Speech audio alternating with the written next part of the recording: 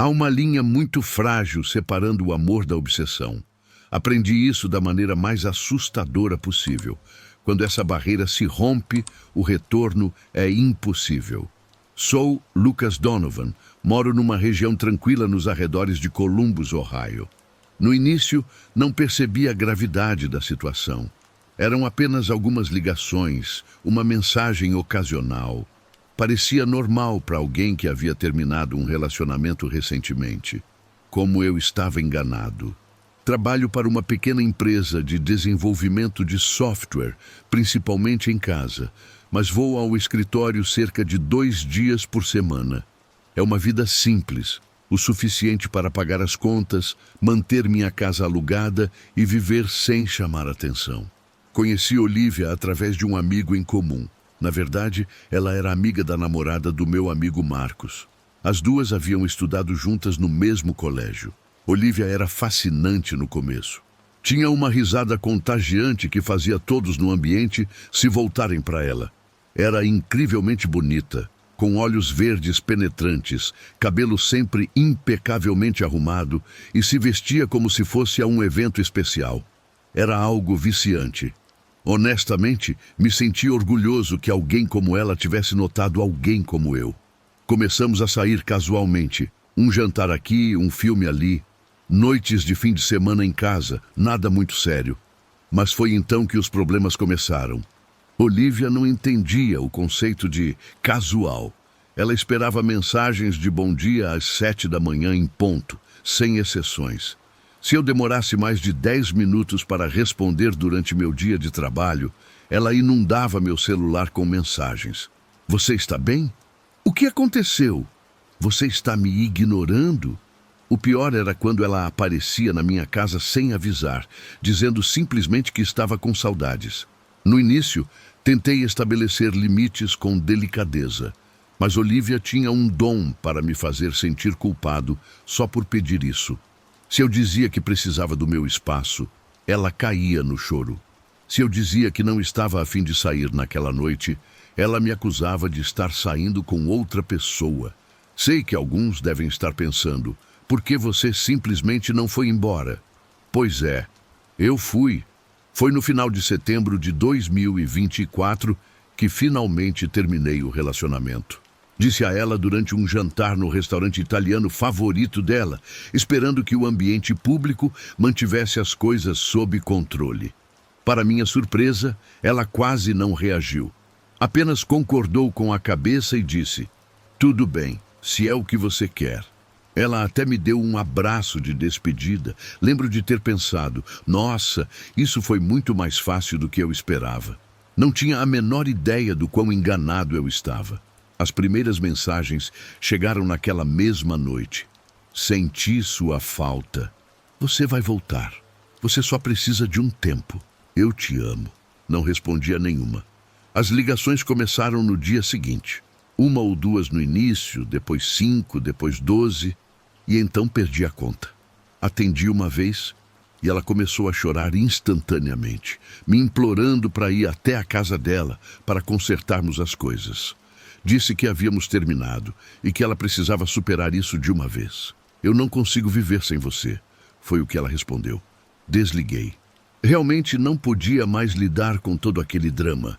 No final de outubro, já a havia bloqueado em todos os lugares. Telefone, redes sociais, e-mail, qualquer meio pelo qual ela pudesse entrar em contato. Contei ao meu amigo Marcos o que estava acontecendo e até ele pareceu surpreso com a intensidade que a situação havia alcançado. Ele prometeu falar com a namorada dele para ver se ela poderia ajudar Olivia a superar. Isso pareceu funcionar. As coisas se acalmaram por um tempo, mas não por muito. No dia 2 de novembro de 2024, voltei do trabalho para casa. Larguei minha mochila e vi o brilho de vidro quebrado no chão do corredor. No início, pensei que meu gato tivesse derrubado um abajur. Mas então olhei para cima e vi que a janela da frente estava estilhaçada. Não estava rachada ou trincada. Estava em pedaços, como se tivessem jogado algo pesado através dela. Meu estômago gelou. Fiquei paralisado por um segundo. Todo o meu instinto gritava: saia de casa! Mas também não podia ignorar a possibilidade de que ainda houvesse alguém lá dentro. Criei coragem, peguei o pequeno taco de beisebol que guardava perto da porta e verifiquei cada cômodo com o coração batendo como um tambor de guerra. Não havia nada. Nenhum sinal de arrombamento além da janela, nenhuma gaveta revirada. A televisão ainda estava lá, o notebook na mesa de centro. Não haviam roubado nada, só a janela quebrada. Fiz um boletim de ocorrência e a polícia chegou, mas eles não podiam fazer muito sem um suspeito. Mesmo assim, documentaram os danos e me aconselharam a instalar câmeras. Eu vou instalar, disse, me sentindo mais envergonhado do que assustado. Mas por dentro tinha um mau pressentimento. Em 11 de novembro, acordei com um pneu do carro furado. Correção, 4 pneus furados. Cada um deles havia sido rasgado com um objeto afiado. Agora, a situação não era apenas perturbadora, era pessoal. Não queria acreditar que Olivia pudesse ir tão longe, mas quem mais poderia ser? Nunca tive inimigos, nenhum término complicado, nenhuma briga com vizinhos, nada. Me senti tão frustrado e com raiva que desbloqueei o número dela e mandei uma mensagem. Eu sei o que você fez. Fica longe de mim. Mas não houve resposta. Então mandei outra. Você vai ser presa. Eu já falei com a polícia. Mas ela continuava sem responder. Não dormi bem naquela noite. No dia 17 de novembro, já havia instalado câmeras, luzes com sensor de movimento e uma tranca mais robusta na porta da frente. Tentei fingir que a vida estava voltando ao normal, mas vivia tenso. Me assustava com qualquer barulho durante a noite. Dormia com o celular debaixo do travesseiro e mantinha o taco mais perto do que nunca. Às 3h18 da manhã, acordei num pulo com o som de vidro se quebrando de novo. Desta vez, não hesitei. Saí correndo do quarto, acendi a luz do corredor e vi que a janela dos fundos, aquela sobre a pia da cozinha, estava completamente destruída. Havia vidro por toda parte e as cortinas balançavam com a brisa. Nem peguei o taco desta vez. Corri para o jardim, procurando na escuridão. Nada, apenas as sombras e minha própria respiração embaçando o ar. Liguei para a polícia de novo, e eles chegaram 10 minutos depois. 2 policiais, o oficial Clark e a oficial Lee, fizeram as mesmas perguntas e contei tudo outra vez. Desta vez, implorei para que eles mesmos revistassem a casa. Disse que não queria mais continuar com esse jogo de adivinhação. Então eles fizeram isso.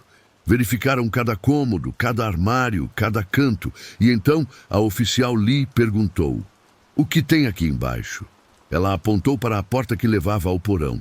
Senti um aperto estranho no peito naquele momento. "É só o depósito", disse quase num sussurro. Não se ouvia nada, mas eles desceram. Passaram-se 5 minutos intermináveis e então ouvi o oficial Clark gritar: "Senhor, precisamos que o senhor desça aqui."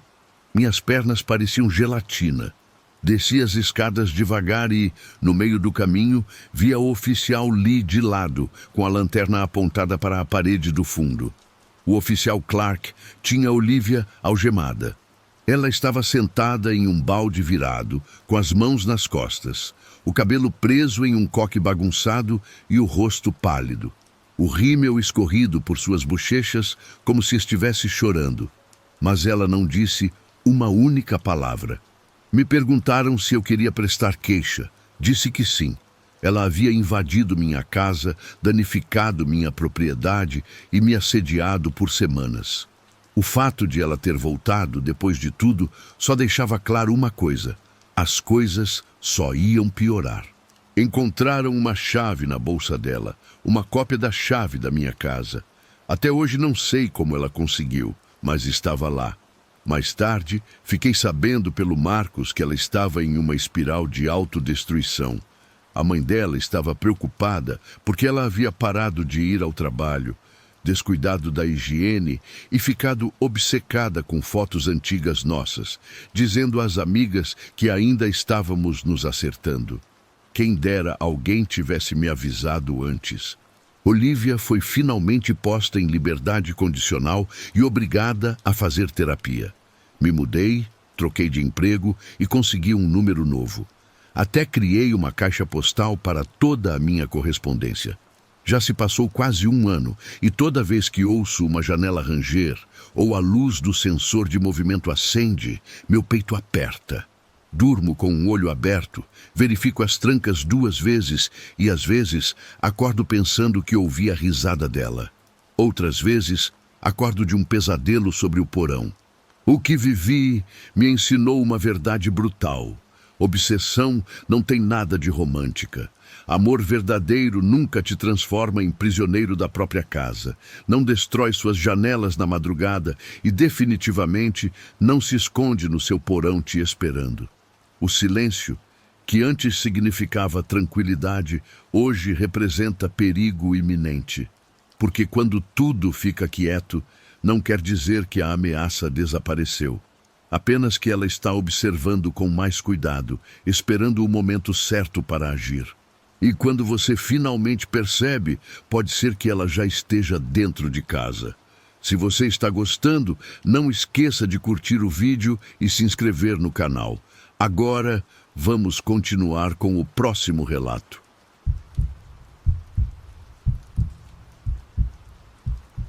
Lembro do ensino médio como um verdadeiro campo de batalha, um lugar do qual escapei por um triz. Mal sabia eu que o verdadeiro perigo não estava nos corredores da escola, mas sentado ao meu lado numa sala de cinema anos depois. A raiva era minha companheira inseparável.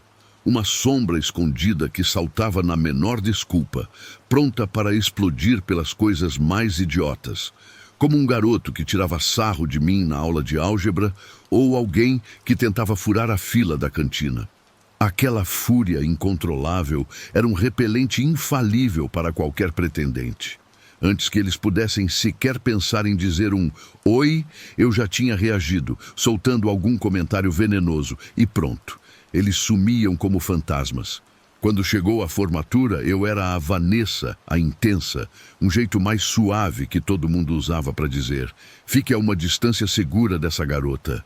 A faculdade começou e foi mais ou menos a mesma coisa. Mas aos 21 anos, virgem e com 0 experiências amorosas no currículo, decidi que já era hora de mergulhar os pés no oceano turbulento dos encontros de uma vez por todas. O Tinder parecia um jeito simples e direto de fazer isso. Deslizar para a direita, uma conversa fiada, sem importância, talvez um encontro casual que poderia dar muito errado. Depois de alguns dias mexendo no aplicativo sem muito entusiasmo, eu dei match com Júlio. Ele era bonito, com um sorriso que parecia genuíno nas fotos. Conversamos pelo chat por quase 2 semanas. Nada muito profundo, só aquela troca de piadas sobre séries de TV e gostos musicais. No fim das contas, ele sugeriu que a gente fosse ver o novo filme de ficção científica que estava fazendo o maior barulho no cinema do shopping. Eu te busco, ele escreveu. Tenho um carro espaçoso. Um nó de nervosismo e animação se formou no meu estômago e eu quase me dei um tapa por ter essa reação. Mas finalmente, um encontro de verdade. Passei horas, literalmente horas, decidindo o que vestir. No final, escolhi uma calça jeans justa, uma blusa elegante que mostrava só o necessário e meus tênis favoritos para dar um ar mais descontraído. Minha mãe me olhou de canto de olho enquanto me observava me arrumar. Toma muito cuidado, querida, ela me disse. Me liga se alguma coisa não parecer certa. Uns 10 minutos depois do combinado, ele chegou num carro antigo e barulhento, todo acabado, com a pintura gasta e um ronco de motor que fez as janelas da minha casa tremerem. Dos alto-falantes saía no volume máximo, o que parecia ser uma coletânea de sucessos de alguma banda de rock industrial. Uma mistura de letras estridentes e deprimentes sobre a decadência da sociedade e o desamor. Eu entrei no carro forçando um sorriso que parecia uma máscara de plástico. Ei, carro legal, eu disse, numa tentativa desajeitada de quebrar o gelo. Ele é uma fera. Júlio respondeu, sem sequer se dar ao trabalho de olhar para mim, enquanto aumentava ainda mais o volume da música. O trajeto até o cinema foi uma tortura de desconforto. Ele não me perguntou absolutamente nada sobre mim. Só ficou balançando a cabeça no ritmo da música com uma devoção quase religiosa. Chegamos ao cinema depois do que pareceu uma eternidade. Compramos os ingressos para a sessão das 9h15 da noite e nos acomodamos em nossos lugares com um balde gigante de pipoca. Os trailers começaram e eu estava genuinamente animada. O filme prometia explosões espetaculares e muita adrenalina.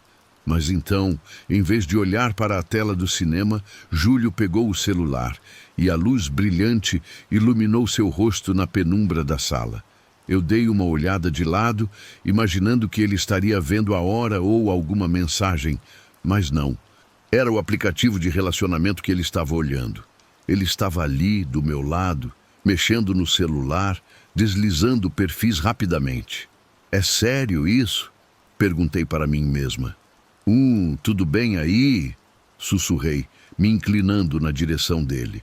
Ele sorriu, mas sem tirar os olhos do celular. Ah, sim, gata, só dando uma olhadinha. Sabe como é? Dando uma olhadinha no nosso encontro. Eu mordi minha língua com força, sentindo a raiva começar a borbulhar no meu peito como um refrigerante que foi chacoalhado. Mas bem nessa hora o filme começou e caramba, era bom. O filme era pura ação, daquelas que te fazem esquecer o mundo real por algumas horas.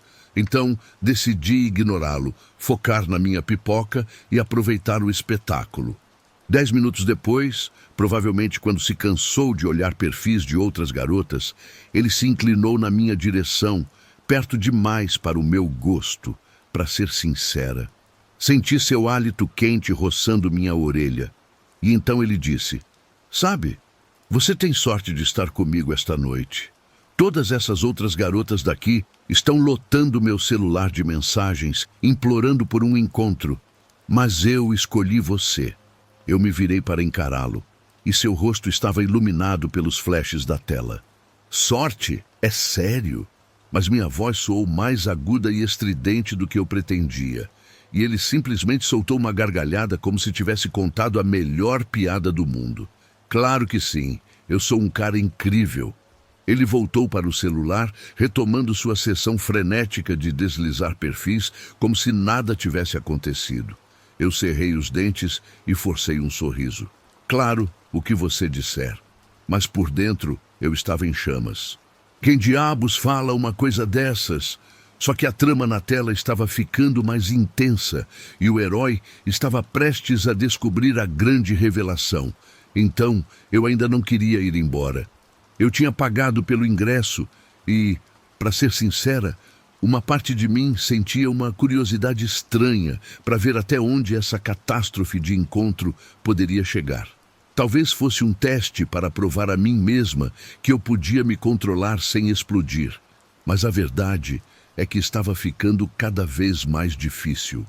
Então, do nada, a mão dele pousou na minha barriga com os dedos espalhados, como se estivesse reivindicando um território. Eu congelei. Meu filho vai crescer aqui.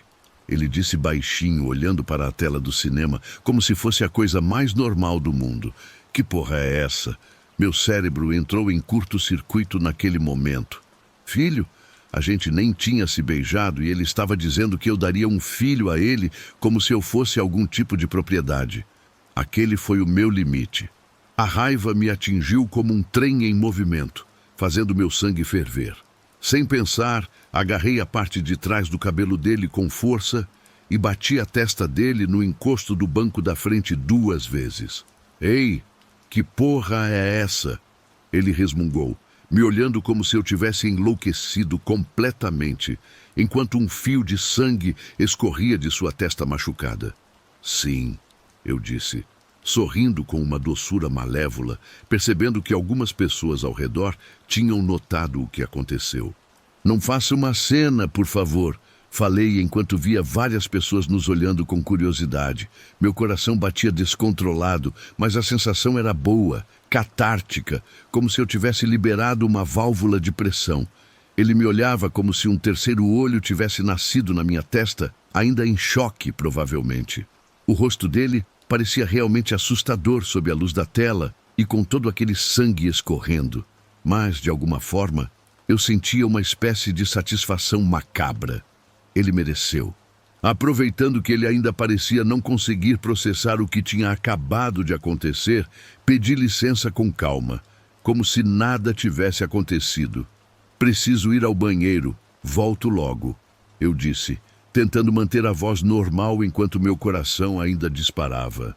Caminhei até a saída calmamente, ignorando todos os olhares que estavam cravados em mim. Obviamente, eu não voltei.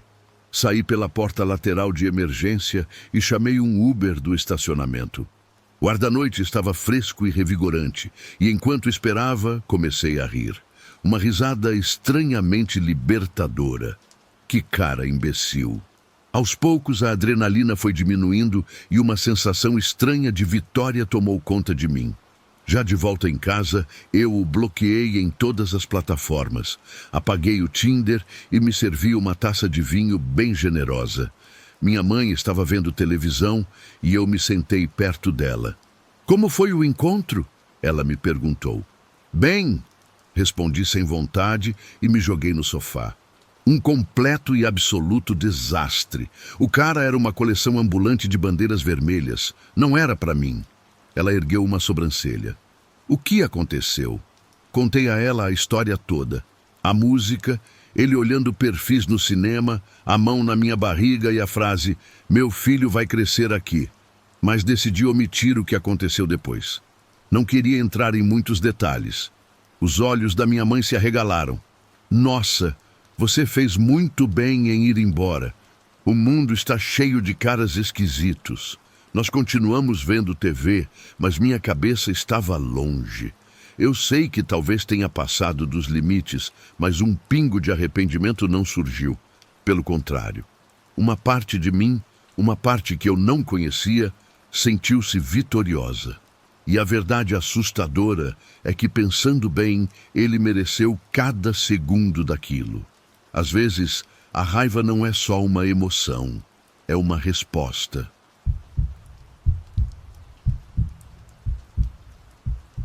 Jamais imaginei que um dia compartilharia essa história com alguém.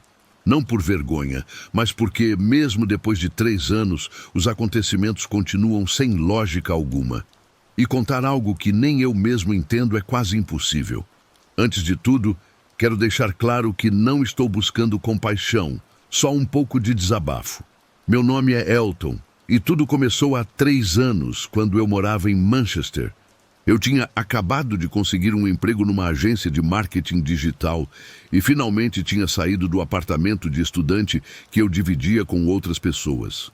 Naquela época, eu estava me acostumando com a transição lenta e às vezes cansativa para a vida adulta de verdade. Contas para pagar, o trajeto para o trabalho, listas de compras, todo mundo sabe como é. Bom, foi nessa época que eu conheci a Sarah. A gente se conheceu do jeito que a maioria das pessoas se conhece hoje em dia, por um aplicativo de namoro. O perfil dela era bem minimalista, eu diria. Só umas poucas fotos, cabelo escuro e ondulado, um moletom preto, um livro na mão e o cabelo preso num coque bagunçado. Ela tinha um ar despojado, de quem se sente confortável na própria pele, algo que, por si só, eu acho muito atraente numa mulher, mesmo que ela não seja linda. A bio dela era curta, mas direta. Viciada em casos policiais, coruja, exigente com café. Seja interessante ou será ignorado. Bom, nada mal, pensei. Nós demos match na hora, conversamos um pouco e marcamos de tomar alguma coisa. Tudo no mesmo dia. Ela escolheu o lugar, um pub que ficava numa área movimentada da cidade. As mensagens dela eram inteligentes e ela parecia ter um senso de humor muito afiado. E, pessoalmente, ela era exatamente igual. Charmosa, sarcástica, com um humor ácido que me pegou de surpresa mais de uma vez. A gente se deu bem instantaneamente. Saímos por uns 5 meses. Não era um relacionamento sério, pelo menos não no sentido de conhecer os pais e planejar um futuro juntos. Mas também não era algo puramente casual. Passávamos os fins de semana juntos, tínhamos nossas piadas internas e mandávamos memes e áudios sem noção um para o outro até tarde da noite. Ela podia ser intensa, sim, mas eu colocava isso na conta da paixão. Ela não suportava ser ignorada, e se eu demorasse demais para responder uma mensagem, ela me bombardeava com textos passivo-agressivos, tipo: "Acho que você morreu, descanse em paz, me avisa quando vai ser o funeral." Nas primeiras vezes tinha sua graça, mas depois perdeu totalmente. Com o tempo, a relação começou a se desgastar. Ela ficou possessiva demais e eu comecei a me afastar. O término não foi um drama. Na verdade, foi a conversa mais calma que a gente já teve. Nos encontramos numa cafeteria perto da universidade. Tomamos uns cafés com leite e concordamos em seguir caminhos separados. "A gente continua amigos?" ela perguntou. "Sim, claro", eu respondi. E naquele momento eu realmente queria dizer aquilo. Deixamos as coisas assim e quase não nos falamos depois. Talvez uma mensagem esporádica de vez em quando, nada fora do normal. Mas isso foi até ela me mandar uma mensagem 7 meses depois. Era começo de novembro e eu tinha acabado de voltar de uma viagem rápida para visitar minha família em Liverpool, quando meu celular vibrou. Era Sarah. "Ei, posso te pedir um favor meio bizarro?" Eu respondi. "Depende." Ela então disse: "Estou numa enrascada. Preciso sair do meu apartamento e o contrato do novo só começa daqui a 4 dias. Posso ficar na sua casa? Só até lá." Fiquei olhando para aquela mensagem por um bom tempo. Sinceramente, uma parte de mim desconfiou. Por que eu? Fazia meses que a gente não se falava direito. Mas a outra parte de mim, aquela que odeia conflito e gosta de se sentir útil, respondeu antes que eu pudesse pensar demais. "Sim, claro, o sofá é seu." "Sério, Elton? Você está salvando minha vida", Sarah respondeu, toda agradecida. Eu me convenci de que era algo temporário. Além disso, eu trabalhava até tarde, então a gente mal ia se cruzar. Ela apareceu na noite seguinte. Trazia 2 malas e um sorriso largo. Vestia um moletom preto simples e um jeans. Estava sem maquiagem e com o cabelo preso como sempre. "Oi, estranho", ela disse, já entrando sem esperar convite. "Oi, bem-vinda de volta", eu brinquei. A gente colocou o papo em dia rapidamente na cozinha. Falamos sobre nossos trabalhos, encontros desastrosos e colegas de apartamento esquisitos. Ela ria do mesmo jeito de sempre, inclinando a cabeça um pouco e cobrindo a boca, como se tentasse não fazer muito barulho. Parecia normal. Um pouco desconfortável, sim, mas administrável. Eu a ajeitei no sofá com um edredom e um travesseiro extra. Ela me agradeceu, pegou um livro e começou a ler. Ao entrar no meu quarto, fechei a porta e soltei um suspiro que nem sabia que estava segurando. Naquela noite fui para a cama por volta da 00:30. Lembro que apaguei na hora. Tinha sido um dia longo e eu estava exausto da viagem. Mas, em algum momento da madrugada, eu acordei. Tinha alguma coisa errada. Não foi um barulho que me acordou, mas sim uma mudança na atmosfera do quarto, como se eu não estivesse mais sozinho. Abri os olhos de repente, como se algo tivesse me dito: "Acorda." E então, eu a vi. Sarah estava parada aos pés da minha cama, completamente imóvel. O quarto estava escuro, mas a luz de um poste lá fora entrava pelas persianas, me permitindo ver a silhueta dela. Pisquei com força, pensando que talvez estivesse sonhando. Eu não conseguia ver seu rosto com clareza, mas parecia furiosa, pelo que conseguia distinguir. Não apenas furiosa. O olhar dela parecia cheio de um ódio puro. "Sarah?" eu sussurrei. Mas ela não se mexeu, nem sequer piscou. "Você está bem?" Silêncio. Eu me sentei devagar na cama e ela deu um passo para trás. Eu a observei enquanto ela se virava sem dizer uma palavra e saía do quarto, fechando a porta silenciosamente atrás de si. Fiquei sentado ali com o coração disparado, pelo que pareceu uma eternidade. Finalmente me convenci de que ela era sonâmbula, ou que talvez eu tivesse tido um pesadelo, ou que ela tinha se confundido de quarto. Eu não sabia. Só sabia que não tinha imaginado aquilo. Na manhã seguinte, toquei no assunto da forma mais natural que consegui, enquanto me servia uma tigela de cereal. Ei, você entrou no meu quarto ontem à noite? Ela pareceu genuinamente confusa. O quê? Não, claro que não. Por quê? Você não anda dormindo nem nada? Ela riu. Eu nunca fui sonâmbula na minha vida. Eu assenti, dei de ombros e deixei para lá. Mas naquela noite, mal consegui dormir. E a noite seguinte foi pior. Acordei de novo por volta das 4 da manhã. Dessa vez, me sentei de uma vez com o coração já batendo a 1000. Os pés da cama estavam vazios, mas a porta do quarto não. Ela estava lá de novo, só a cabeça dela, espiando pela fresta da porta. Seus olhos estavam fixos em mim, com o mesmo olhar de pura maldade. Eu gelei, enquanto trocamos olhares por uns 10 segundos que não acabavam nunca. E então ela desapareceu de novo. Passou 1 minuto inteiro, e então o rosto dela apareceu mais uma vez, no mesmo lugar. Sarah, eu disse dessa vez mais alto. Ao me ouvir, ela se afastou e fechou a porta. Fiquei acordado até o amanhecer, totalmente desnorteado e com o coração acelerado. De manhã, procurei por ela para esclarecer a situação de uma vez por todas. Eu não sabia que diabos estava acontecendo, mas aquilo não parecia sonambulismo. Tinha algo muito estranho com ela, e eu precisava saber o que era. No entanto, ela não estava mais em casa. Tinha ido embora. Chequei meu celular e encontrei uma mensagem dela. Dizia que seu apartamento novo ficou pronto antes do previsto. Então ela arrumou as malas cedo e foi embora.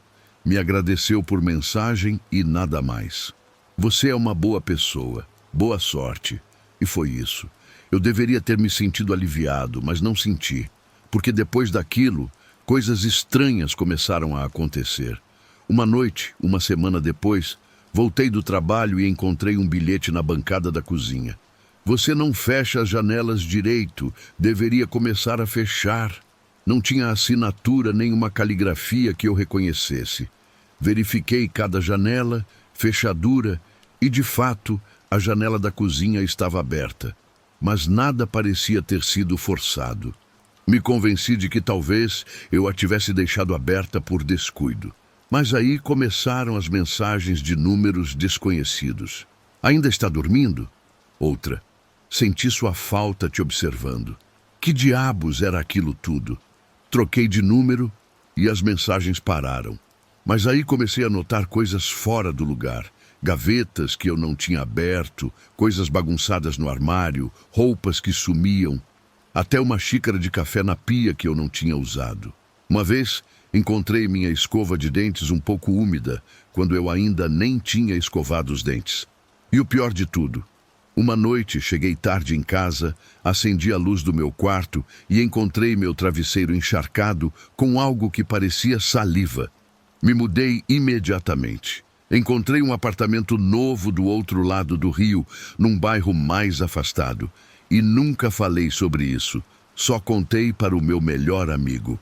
Meses se passaram sem nenhum contato, até que uma noite eu estava voltando para casa a pé depois de um turno da noite. A rua estava deserta e o ar gelado. E então eu a vi. Sarah estava do outro lado da rua, parada sob um poste de luz, me olhando sem se mexer, simplesmente me observando passar. Eu não disse nada, não parei. Apenas continuei andando e ela desapareceu por entre os becos. Eu entrei por um caminho cheio de prédios que parecia um labirinto antes de finalmente chegar ao meu. Nunca mais a vi. Até hoje eu não sei o que foi real e o que não foi. Eu nunca a denunciei. Não tinha provas, nem vídeos, nem testemunhas. Mas eu sei o que eu vi e o que eu vivi. E eu sei como me senti. Até hoje eu não sei o que pensar. Uma amiga sugeriu que Sarah poderia ter feito alguma bruxaria, enviado um espírito para me atormentar. Eu tento ser cético, mas como explicar o travesseiro encharcado ou a escova de dentes úmida? A verdade é que não importa a explicação. Aquele olhar de ódio puro que vi no escuro do meu quarto deixou uma marca em mim, e a sensação de estar sendo vigiado é algo que, eu acho, nunca vai desaparecer completamente.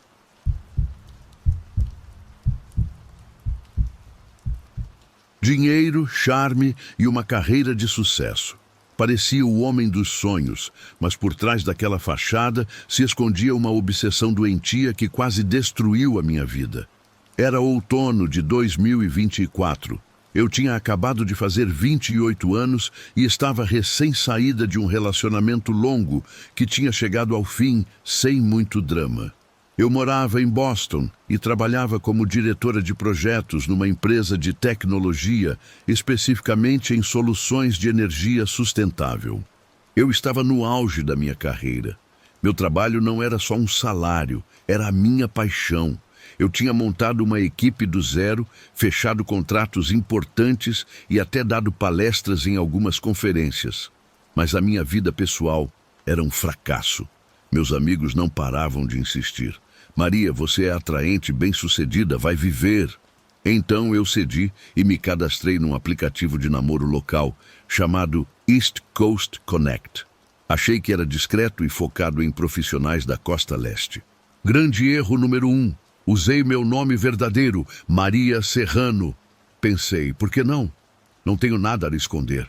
Então, postei algumas fotos das minhas trilhas pelas Montanhas Brancas, mencionei meu amor por cafeterias independentes e por programar nos fins de semana. Em uma semana tive algumas conversas decentes, então a mensagem dele chegou. O perfil dizia: Manuel Finch, 35 anos, britânico expatriado, trabalhando em consultoria de energia renovável. Mesma cidade, área parecida. Parecia uma possível boa conexão. A primeira mensagem dele apareceu na minha tela. Olá, Maria. Devo dizer que seu perfil me chamou muito a atenção. Uma mulher bonita e com cérebro. Tenho um patrimônio líquido de uns 5 milhões de libras. Os investimentos em tecnologia deram resultado em Londres. Você gostaria de largar esse trabalho e me permitir cuidar de você? More comigo. Viajaremos pelo mundo sem amarras, só luxo. Você e eu. Eu fiquei encarando o celular, piscando, com o café esfriando na minha mão. Quem começa uma conversa se gabando da própria conta bancária? Aquilo soou menos como uma oferta e mais como uma presunção, como se ele já tivesse planejado a minha vida por mim. Respondi educadamente. Obrigada pela sua mensagem, Manuel, mas estou muito feliz com minha carreira e minha independência. Não estou procurando largar meu emprego nem morar com ninguém no momento. Te desejo o melhor. E a resposta veio no mesmo instante. Vamos, querida. Mulheres como você merecem ser mimadas. Por que trabalhar num escritório quando você poderia estar bebendo champanhe num iate? Tenho imóveis em Boston e Toronto. Pense nisso. Mas quem diabos esse idiota pensava que era? Não estou interessada, respondi. Por favor. Respeite isso. Mas ele não respeitou. As mensagens continuaram chegando. Você está cometendo um erro. Posso te dar tudo. Deixa eu te provar. Jantar no Nine Park. Eu o bloqueei. Fim da história, certo? Errado. 2 dias depois, chegou uma mensagem de um novo perfil. Manuel F. As mesmas fotos, a mesma biografia. Sentiu minha falta, Maria? Você bloqueou o homem errado. Bloqueado de novo por ser intenso e assustador. Mas logo veio outro. Outro perfil. Thomas Finch com um emoji de piscadela. Persistente, hein? É o charme britânico. Soltei um grunhido de frustração e bloqueei de novo. Desta vez, denunciei aos administradores do aplicativo explicando o assédio. Eles baniram o IP dele, mas no dia seguinte, outra conta. Você não pode se esconder do amor. VPNs são uma maravilha. Meu estômago revirou. Aquilo já não tinha graça nenhuma. Excluí minha conta por completo, achando que isso daria um fim ao assunto. Mas ele encontrou meu Instagram. Eu o uso profissionalmente, postando sobre inovações em tecnologia verde e eventos do setor. De repente, ele começou a curtir posts antigos. E então vieram as mensagens diretas. Vi sua palestra no MIT. Brilhante. Mas você ficaria ainda melhor em casa comigo. Bloqueei ele lá também, mas ele apareceu com outros nomes. No Twitter, a mesma coisa. No LinkedIn, pelo amor de Deus, a mesma coisa. Ele comentou em uma publicação que fiz sobre uma vaga de emprego para analista júnior. Eu me candidataria, mas só se a chefe for tão impressionante quanto você. Contei tudo para minha melhor amiga, Cassandra, enquanto tomávamos vinho na casa dela. Esse cara é desequilibrado, eu disse, mostrando as capturas de tela. Ele é britânico, com um visto de trabalho aqui, mas age como se fosse o dono da cidade. Cassandra se inclinou com os olhos arregalados. Maria, isso é assédio. Mude suas configurações de privacidade e denuncie em todos os lugares. Eu já fiz isso, suspirei. Mas o LinkedIn é público por motivos de trabalho. Não posso bloquear completamente. A vaga de emprego ainda estava ativa. Eu tinha contratado alguém semanas antes, mas esqueci de remover o anúncio. Um descuido tremendo da minha parte. Então, numa terça-feira de manhã, minha recepcionista me ligou. Senhorita Serrano, tem um Manuel Finch aqui para a entrevista dele. Diz que é com a senhora. Naquele momento, senti como se uma bigorna tivesse caído no meu estômago. Meu sangue gelou. Olhei a transmissão da câmera de segurança no meu computador e lá estava ele, com um terno elegante e sorrindo no balcão, como se estivesse em casa. Ele era alto, de cabelo escuro e com aquele sotaque britânico que, com certeza, estava encantando todo mundo. Diga à segurança para colocá-lo para fora, eu disse com a voz trêmula. Ele não tem hora marcada, é um stalker. Nosso segurança, Mauro, desceu imediatamente. Observei na tela enquanto Mauro o confrontava. Senhor, você tem que ir embora. Não tem hora marcada. O rosto de Manuel se transformou. Isso é um absurdo. Maria me conhece. Diga a ela que Manuel está aqui. Nós estamos destinados a ficar juntos. Mauro agarrou o braço dele, mas Manuel se soltou. Tire as mãos de mim, seu Yankee nojento. Vou te processar. Mas Mauro o acompanhou até o estacionamento e tudo ficou gravado na câmera. Liguei para a polícia logo depois e prestei queixa. Ele tem me assediado online há semanas, disse ao policial, um homem sensato chamado Detetive Tom. Agora ele apareceu no meu trabalho. Estou com medo. Tom assentiu. Nós vamos investigar. Temos os dados dele. Com a placa do carro, eles o rastrearam até a Finch Consulting, que por acaso era um dos nossos maiores clientes. Irônico, não? Eles o interrogaram naquela mesma tarde. Fiquei imaginando a cena. Manuel numa sala de interrogatório, suando sob as luzes fluorescentes. É só um mal-entendido, ele provavelmente diria com aquele sotaque afetado. Eu gosto dela. Pensei que a persistência a conquistaria. Foi o que ele disse aos policiais. Como era de se esperar, os chefes dele não gostaram nem um pouco. Ter um stalker na folha de pagamento, especialmente um obcecado por um contato-chave em uma empresa parceira, é péssimo para os negócios. Então, eles o demitiram na mesma hora. Acontece que ele estava aqui com um visto H-1B, vinculado àquele emprego. Sem o trabalho, ele tinha que deixar os Estados Unidos. Mas escuta só isso, ele não voltou para o Reino Unido. Em vez disso, foi para o Canadá, para Toronto, eu acho. Talvez para evitar perguntas ou começar de novo. Por que Canadá? Quem sabe? Talvez ele tivesse contatos lá ou fosse mais fácil do que encarar o que o esperava em Londres. Porque sim, tem mais uma reviravolta. O detetive Tom me ligou uma semana depois. Senhorita Serrano, pensei que gostaria de saber. O Sr. Finch é casado. Tem uma esposa e 2 filhos em Londres. Ela pediu o divórcio, citou as infidelidades dele no exterior. O telefone quase caiu da minha mão. Casado e com filhos. Meu Deus. Sim, tome cuidado. Há ordens de restrição em vigor. Se ele tentar qualquer coisa à distância... Desliguei, afundando no meu sofá. O alívio me invadiu. mas a raiva também. Com quantas mulheres ele já teria feito isso? Aquele babaca arrogante, exibindo seu dinheiro como se isso apagasse todos os limites. Imaginei a esposa dele, provavelmente uma mulher forte como eu, criando aqueles filhos sozinha. Hoje eu sei que nem todo perigo vem com cara assustadora. Às vezes ele chega sorrindo, bem vestido, com uma conta bancária gorda e uma lábia convincente. O verdadeiro terror não está apenas nos filmes, está nas redes sociais, nos aplicativos, escondido atrás de perfis falsos, esperando que baixemos a guarda. Aprendi que os monstros de verdade usam ternos caros e sabem exatamente como manipular nossas vulnerabilidades.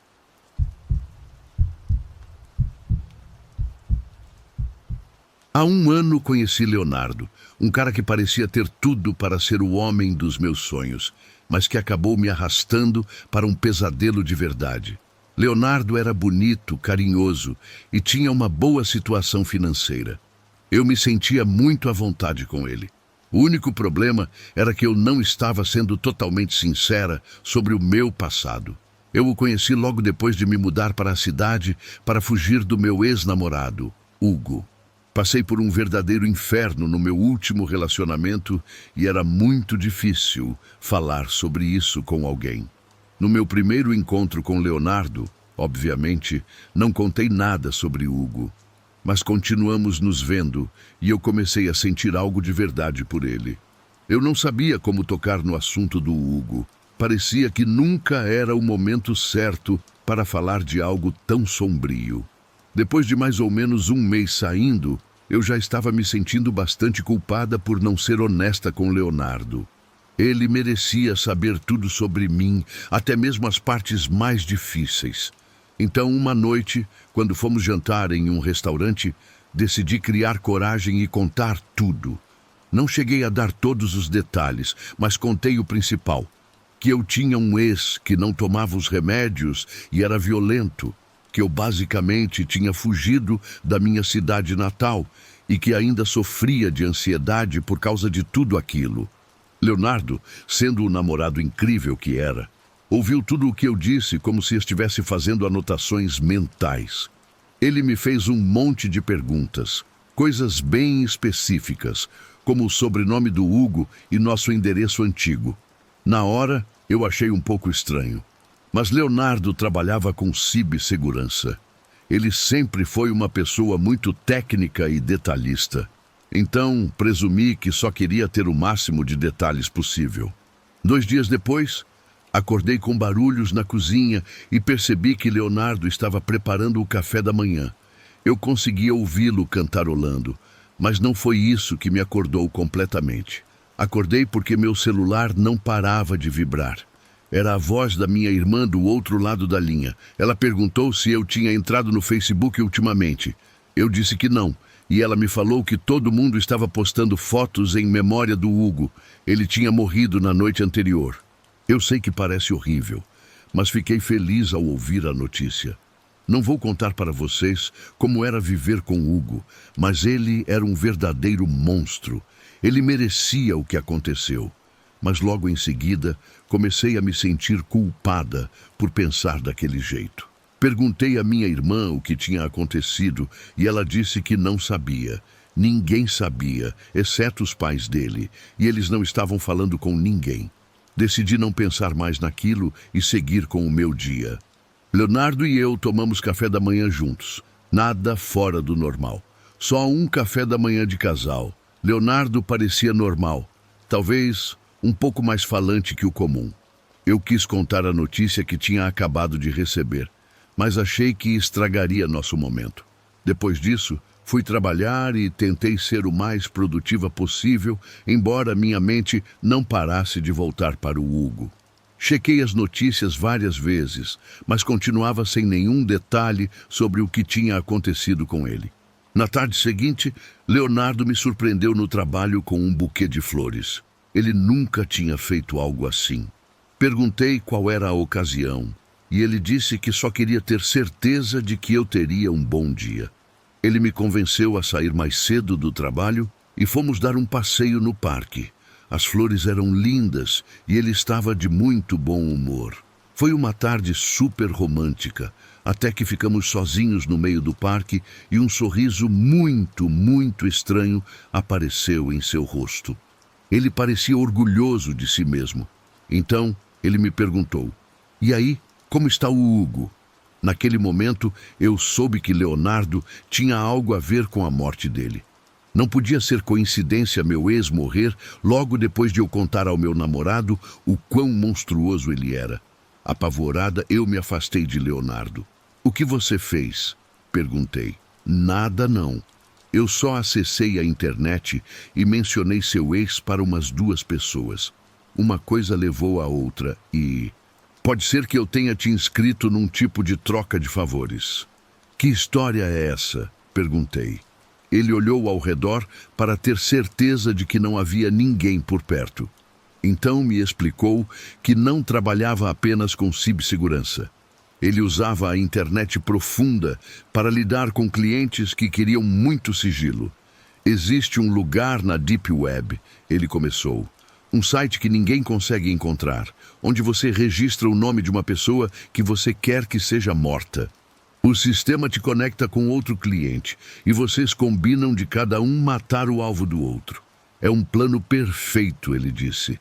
"Não tem como te pegarem, porque você nunca sabe quem é a outra pessoa. É tudo completamente anônimo. Então você colocou alguém para matar o Hugo?" "Sim", ele disse, "mas acho que o outro cara é de San Diego, nos Estados Unidos, porque é para lá que você tem que ir para matar o alvo dele."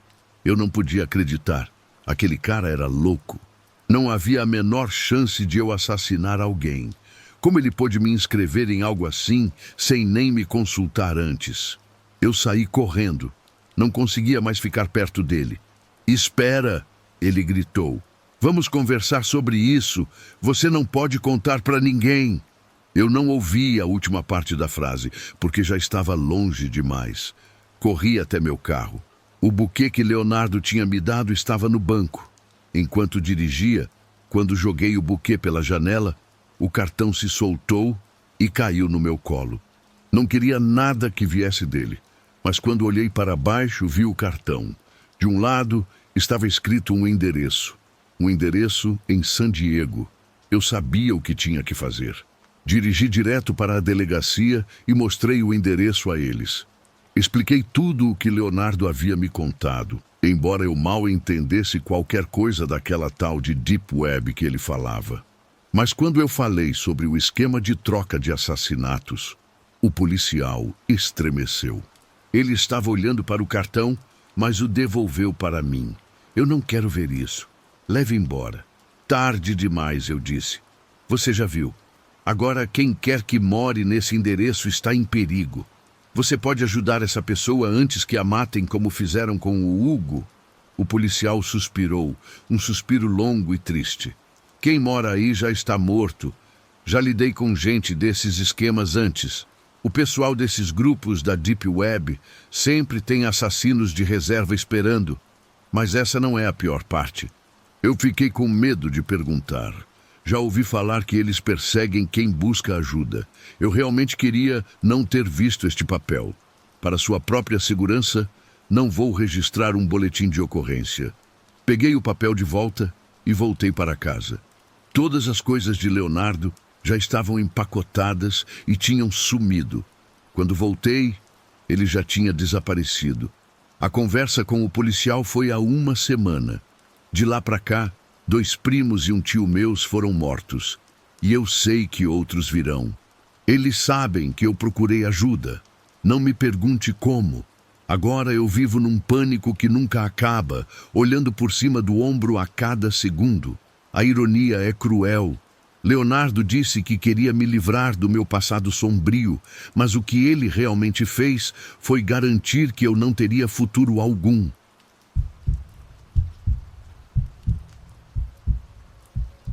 As feridas físicas cicatrizam, mas a traição deixa uma marca que nem o tempo consegue apagar.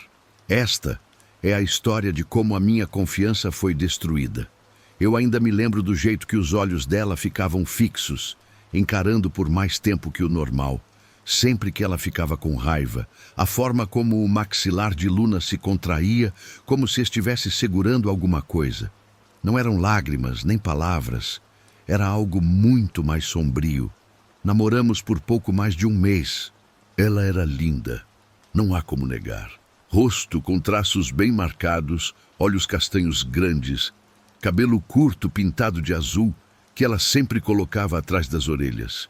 Eu a conheci através de um colega de trabalho que achou que formaríamos um bom casal. E no começo foi exatamente assim. As primeiras semanas foram divertidas.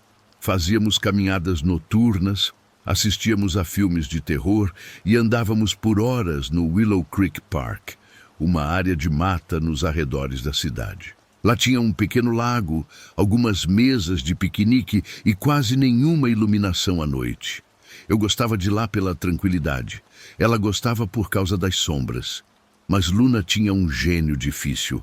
As menores coisas a faziam explodir. Uma vez, eu cheguei 10 minutos atrasado para o jantar e ela passou o resto da noite em completo silêncio. Em outra ocasião, eu ri de uma piada que alguém fez sobre horóscopos e ela simplesmente saiu, furiosa. Eu tentei ser paciente. Juro que tentei, mas na quarta semana eu já estava esgotado. Ela me acusou de esconder coisas dela quando fui visitar minha mãe. Me acusou de ter mudado porque eu não respondia às mensagens dela rápido o suficiente. Comecei a me afastar emocionalmente, apenas para me proteger. Finalmente, foi ela quem disse: talvez isso não esteja funcionando. Eu concordei. E foi isso. Ou pelo menos, foi o que eu pensei. 2 semanas e meia depois, numa terça-feira à noite, recebi uma mensagem dela. Luna, oi, sei que é inesperado, mas eu preciso muito falar com você. Pode me encontrar no Willow Creek Park às 11 da noite, por favor? Fiquei encarando a mensagem. A resposta fácil teria sido um não, mas eu não sou o tipo de pessoa que deixa as coisas mal resolvidas.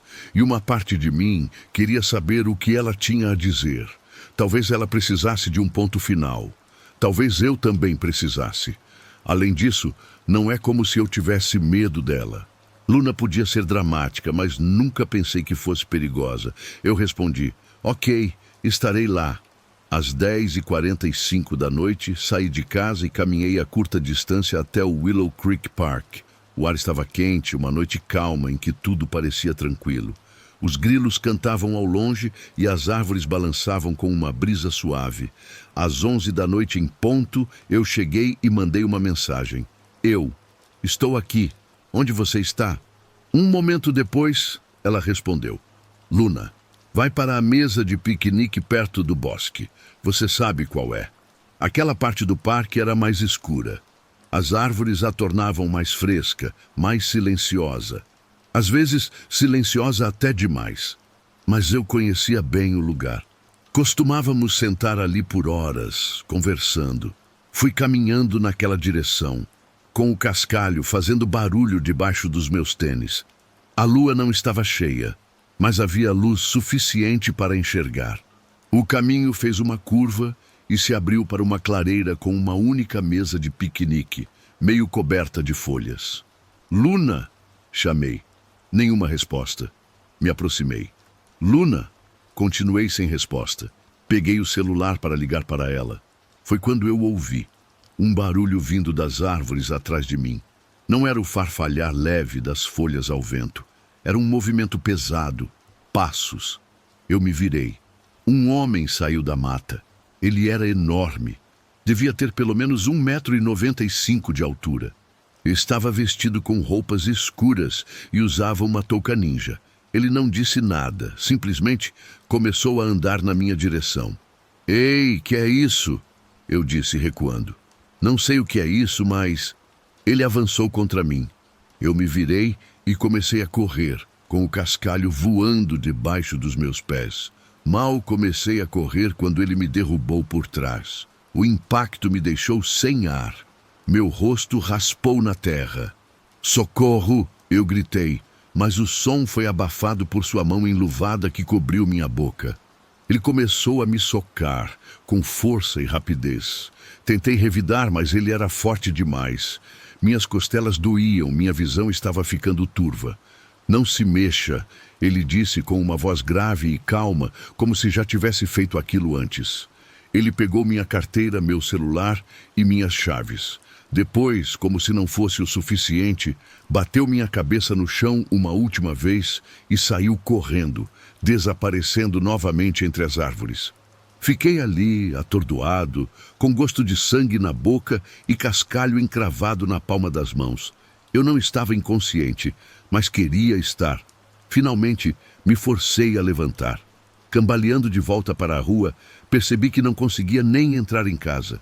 Minhas chaves tinham sumido, sem celular para ligar para ninguém. Eu sentia minhas costelas doloridas. Mancando, andei 2 quadras e bati na porta do meu vizinho Dário, que abriu a porta em pânico. "Meu Deus", ele disse, "o que aconteceu com você?" Eu contei tudo, tropeçando nas palavras, enquanto ele ligava para a polícia. Os policiais chegaram cerca de 20 minutos depois. Eles agiram de forma profissional, mas dava para ver que estavam céticos. Até que mencionei o nome de Luna. Eles pediram para ver as mensagens. Dário me ajudou a recuperá-las pelo celular dele, usando meu backup na nuvem. "Ela te preparou uma armadilha", disse um dos policiais sem rodeios. "É o que parece", respondi. "Ela escolheu o lugar, não apareceu, aí esse cara surge." Eles concordaram, fazendo anotações em seus cadernos. "Você tem algum motivo para acreditar que ela já tenha feito isso antes?" "Não", eu disse, "mas ela é problemática. Sempre teve esse gênio forte e não aceitou bem o término." 3 dias depois, prenderam tanto Luna quanto o homem. Segundo a polícia descobriu, o nome dele era Fernando. Ele era o ex de Luna, um cara que, segundo ela, tinha se mudado do estado há muito tempo. Mas não era verdade. Ele ainda estava na cidade e, aparentemente, ainda muito presente na vida dela. A polícia ligou os pontos. Luna tinha convencido Fernando de que eu a usei. Quebrei seu coração e menti para ela. O que quer que ela tenha dito foi o suficiente para ele concordar em me atacar. Ela me atraiu para o parque. Ele esperou entre as árvores. O resto aconteceu exatamente como eles planejaram. Segundo a polícia me contou, Luna admitiu parte do plano.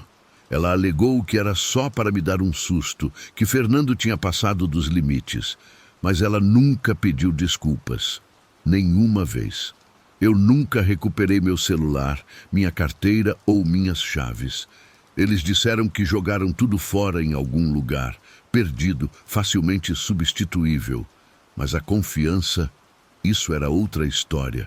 Troquei as fechaduras, instalei câmeras de segurança, parei de fazer caminhadas à noite. Durante semanas, eu me assustava com qualquer barulho do lado de fora da minha janela.